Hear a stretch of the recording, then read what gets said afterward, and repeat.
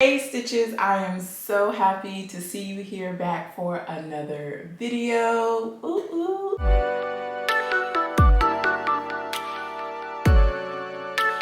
It's March, which means St. Patrick's Day, lots of green and pinches, and of course Easter, which is why I'm wearing my cute bunny ears today.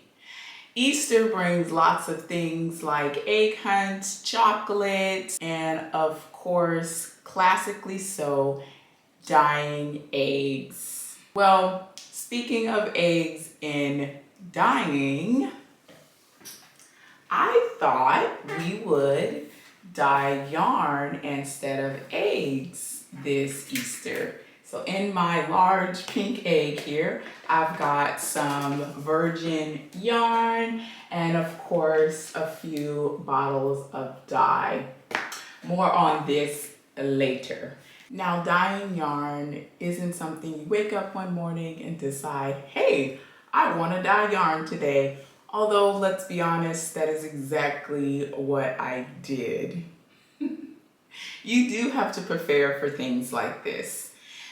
So with that being said, let's go ahead and get into the supplies you'll need if you decide to dye some yarn this Easter. First thing you will need for your supplies is of course going to be a mask, because safety first. We are going to be using powder-based dyes, and if you choose to go that route, I highly suggest that you use a mask because you are not wanting to breathe in those particles. They are not safe. Next thing you're going to need is some bare or virgin yarn, which basically is just yarn that has been untreated, dyed, and things like that.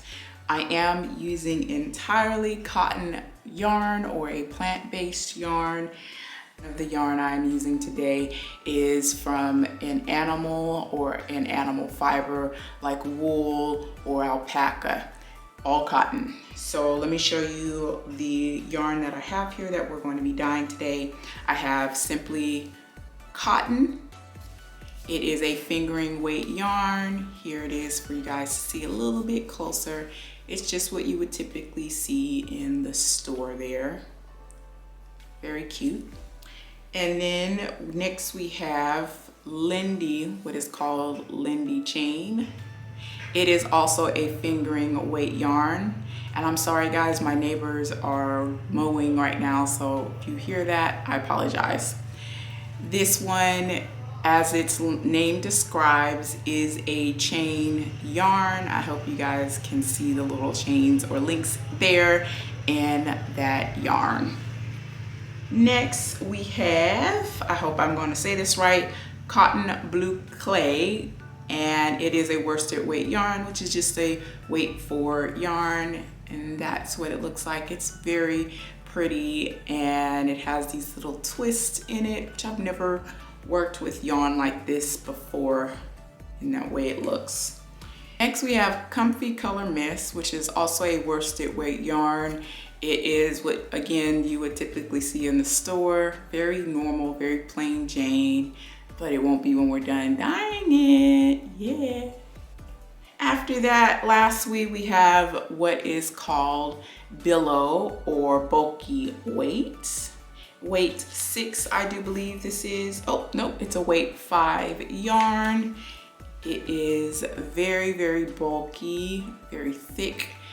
But what's funny about this is that this yarn almost reminds me of silk, or yeah, it reminds me of silk yarn, but it's cotton, completely cotton, which I think is pretty cool.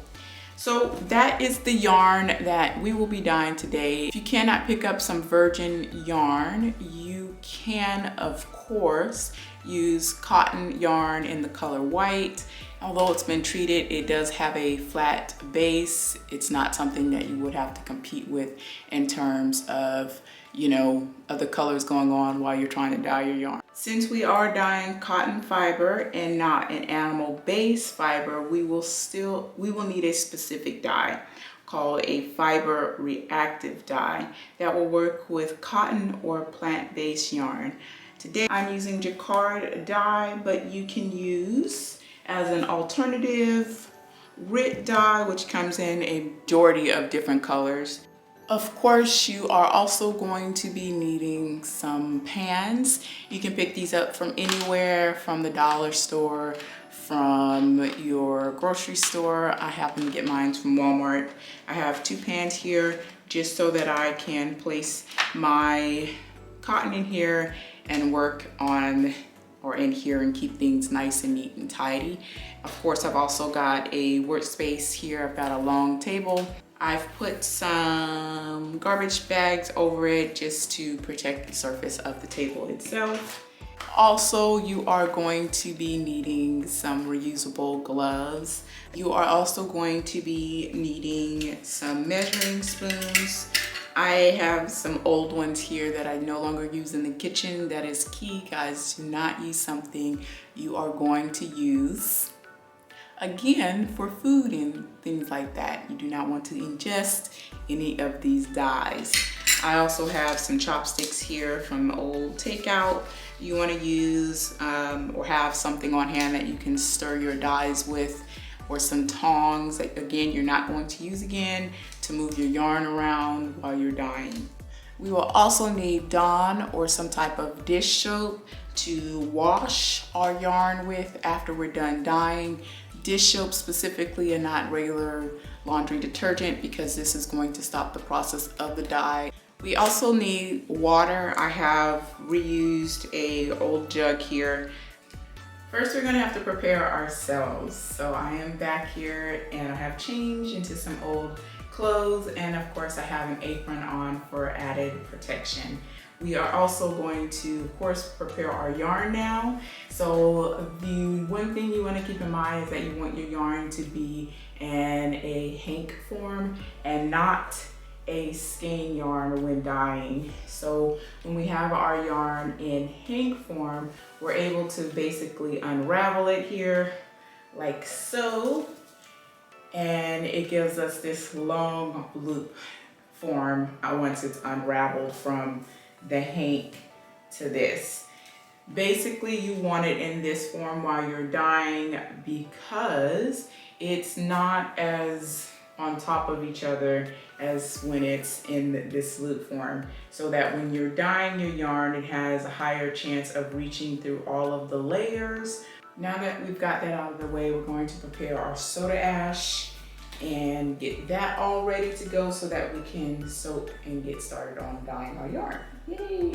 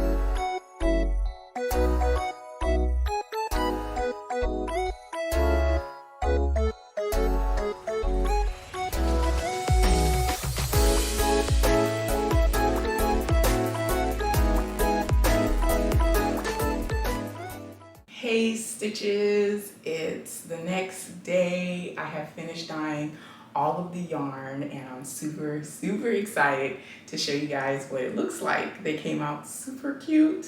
I was afraid there for a little bit. I was like, oh my god, I don't know what I'm doing. This is going to be ugly. Nobody's gonna like it. I'm so silly. You know how self-doubt clouds your mind when you're doing something new or even something old for that matter. Confidence is key. But moving on, let me remind you guys what these naked and afraid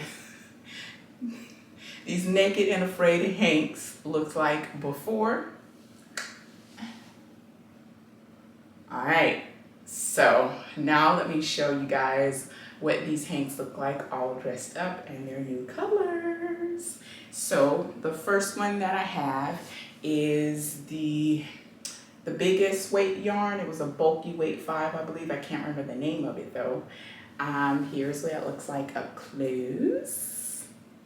I used the fuchsia and the black in it. Some parts of it you can still see the black. Other parts it mixed together with the fuchsia and made a nice looking purple. So I've got a mix of fuchsia, black, and purple on this hank, and I made sure to leave some of the spaces white because I still like to see white in it. It looks, you know, super duper cute. The idea for this yarn originally was to have it be speckled, but where this speckling happened, it kept bleeding out and it didn't really stay into the little dots that I had on it originally. But I still like it. I think it came out great and I adore it. Next one I didn't really care for too much. This one is the fingering weight yarn. Yeah, I'm going to show you what that looks like. I have some lemony yellow and again I used the black on it. So that's what it is giving. It reminds me honestly of Rastafarian or African textiles that I grew up seeing when I was younger in Georgia. My grandmother and mother, well, mostly my grandmother would work with it when she made her art or her quilting or making clothes is what she would do. But that's what that one looks like. It grew on me. I didn't like it when I was making it, but once I finished it and twisted it up back into a hank form, I was like, okay, it's all right. I like it. And then the next one we have is the Lindsay chain. This one is also fingering weight yarn, and I really like this one. I again used the fuchsia and the black. Now where the black hit, again, it turned purple. So this is what I've got. It's completely different from that one. They're similar, but not alike in the least. When I first dyed this one, I used just the fuchsia on it entirely, so it was bright pink. And then I hit it with some of the black and it started to bleed. And we got these deep purples running throughout it, which I think is super interesting. I have no idea what to call it. If you guys have any ideas on names that I can call these hanks, that would be super appreciated.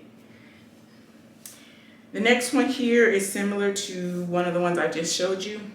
I kind of forgot about the teal or the turquoise color that I had and didn't use it at all, guys. So, oh well.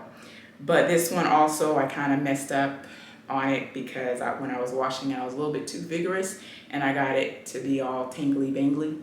So this is what that one looks like. Again, it was the yellow and the black. So it is still giving off that Rastafarian vibe. It has more white left through in it. It gives more of a hunter green, and in some places there is black there, but it's more like a smoky gray. The colors on this one is a bit more dull than this one here. Wait for the light to adjust. But I don't know if you can see that. Like the yellow is brighter on this one than on this one.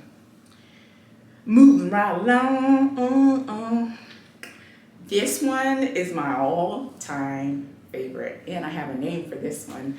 I am going to call this Sunset Kiss because it reminds me of sunset colors. On this one I use fuchsia, or maybe Candy Sunset or Candy Sunrise. I like that one, Candy Sunrise, because of the bright pinks that reminds me of candy. So I used the fuchsia and yellow on this one, and I left this one in the dye bath, and I didn't use the dye that I had, you know, mixed up in the water. I used the powder just themselves, and powder dropped it onto the water while the yarn was in it, and it spread and it made this beautiful, beautiful mix. And it has hits of, you know, peachy oranges and orange itself, like a burnt orange. It's got the white running through it. It's got yellows. It's got the pinks. Oh, so much dimension in this yarn. I love it. I love it. I love it. I think I'm going to make some headbands with this, or handkerchiefs for your hair. I think that it just came out great. It's my all-time favorite. So again, here you guys can have a look at them all together side by side. I got some yarn and it didn't come out wrong. Doo-dah, doo-dah. Although there is no wrong when you're dyeing yarn, it's all right. You can't predict what it's going to do exactly. You just kind of take your chances with it, and in the end, no matter what, you'll get something beautiful. But anyway, I enjoyed what I did today. I had a lot of fun. I hope you guys enjoyed watching the video. Again, give me a comment below if you can think of any names for these yarns below.